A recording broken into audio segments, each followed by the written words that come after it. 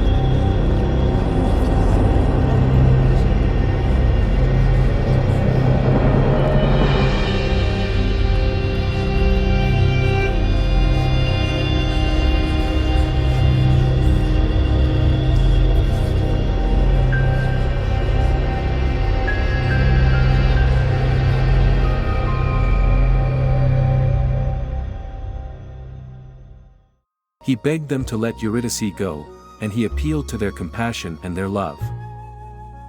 He said that he could not live without her, and that he would rather die than be apart from her.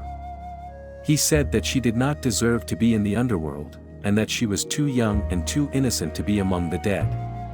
He said that his music and his love could bring her back to life, and that they could make the world a better place. He said that he was willing to do anything for her, and that he would never betray her. He played and sang with such passion and sincerity that he moved the hearts of Hades and Persephone, and they agreed to let Eurydice go. But there was one condition that Orpheus had to follow, or else he would lose Eurydice forever. There are different versions of what happened to Orpheus after he lost Eurydice, but they all agree on one thing: they were a miserable and lonely life. One version says that Orpheus wandered the world, singing sad songs and rejecting the love of women. He was so grief-stricken and bitter, that he refused to worship any of the gods, except for Apollo, his patron. He also refused to honor any of the rites of Dionysus, the god of wine and ecstasy, who was the opposite of Apollo. He said that he had no joy or pleasure in life, and that he only wanted to be with Eurydice. He sang of his sorrow and his longing, and he moved everyone who heard him, except for himself. Another version says that Orpheus joined the cult of Dionysus, and he tried to forget Eurydice with wine and madness. He was so desperate and hopeless, that he gave up his reason and his dignity, and he followed the god of frenzy. He participated in the orgies and the sacrifices of the cult, and he lost his identity and his humanity. He said that he had no love or faith in life, and that he only wanted to escape from Eurydice. He sang of his pain and his anger, and he offended everyone who heard him, especially the god himself. No matter what he did, Orpheus met a violent and gruesome end.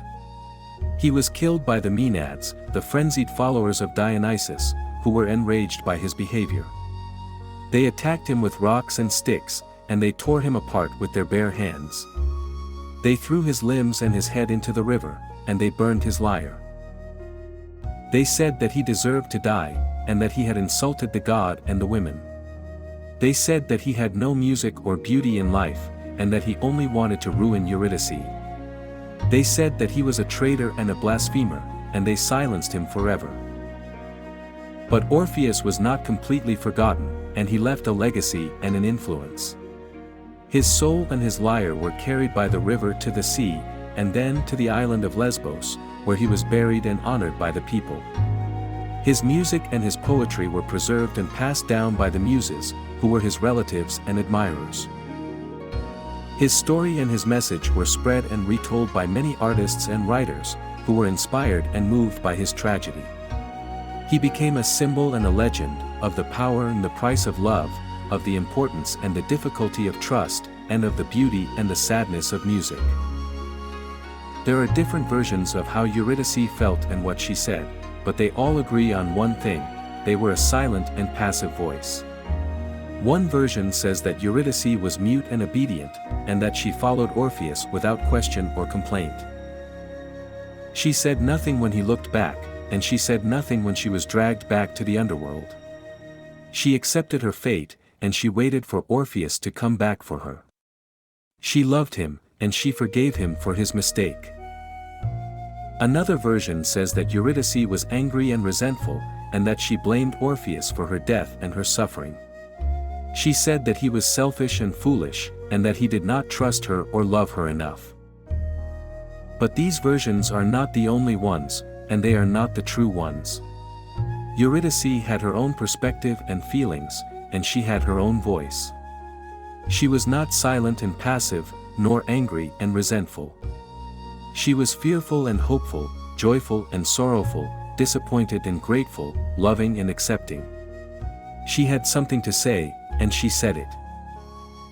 She said that she was scared and hurt when she died, and that she was relieved and happy when she saw Orpheus. She said that she was hopeful and excited when he tried to save her, and that she was sorrowful and sorry when he looked back.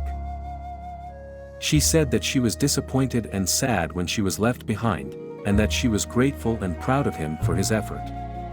She said that she loved him, and that she understood his mistake. She said that she hoped to see him again, and that she wished him well. She said that she was happy and grateful, and that she would never forget him.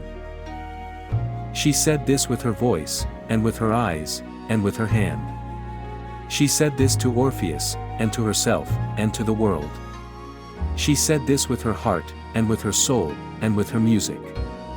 She said this, and she meant it. But despite their tragic separation, Orpheus and Eurydice never stopped loving each other, and they hoped to be reunited someday.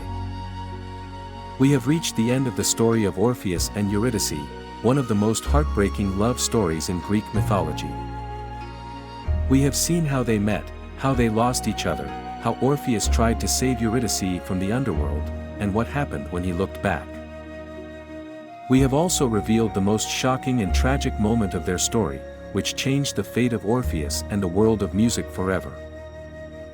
We have learned the moral and the message of the story, such as the power and the price of love, the importance and the difficulty of trust, or the beauty and the sadness of music.